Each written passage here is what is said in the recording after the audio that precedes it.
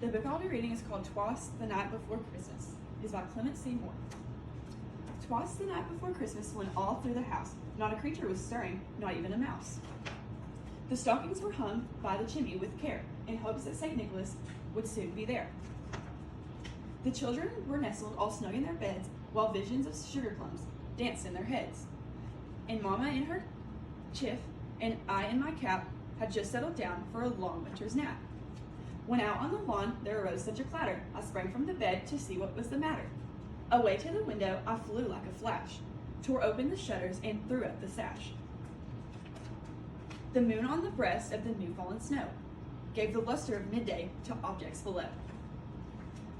When what to my wondering eyes should appear, but a miniature sleigh and 8 tiny reindeer. With a little old driver so lively and quick, I knew in a moment it must be St. Nick. More rapid than eagles, his coursers they came, and he whistled and shouted and called them by name. Now Dasher, now Dancer, now Prancer and Vixen, on Comet, on Cupid, on Donder and Blitzen. To the top of the porch, to the top of the wall, now dash away, dash away, dash away all. As dry leaves that before the wild hurricane fly, when they meet with an obstacle, mount to the sky. So up to the housetop the coursers they flew, with the sleigh full of toys, and St. Nicholas too. And then in a twinkling I heard on the roof the prancing and pawing of each little hoof. As I drew in my head and was turning around, down the chimney, St. Nicholas came with a bound.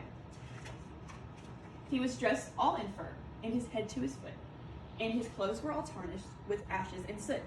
A bundle of toys he had flung on his back, and he looked like a peddler just opening his pack. His eyes, how they twinkled, his dimples, how merry, his cheeks were like roses, his nose like a cherry. His droll little mouth was drawn up like a bow, and the beard on his chin was as white as snow.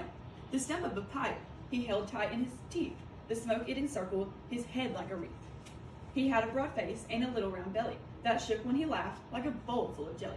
He was chubby and plump, a right jolly old elf, and I laughed when I saw him in spite of myself. A wink of his eye and a twist of his head soon gave me to know I had nothing to dread. He spoke not a word, but went straight to his work, and filled all the stockings, then turned with a jerk, and laying his finger aside of his nose, and giving a nod up the chimney he rose. He sprang to his sleigh to give his team, gave a whistle, and away they all flew, like the down of a thistle. But I heard him exclaim as he drove out of sight, "Merry Christmas to all, and to all a good night."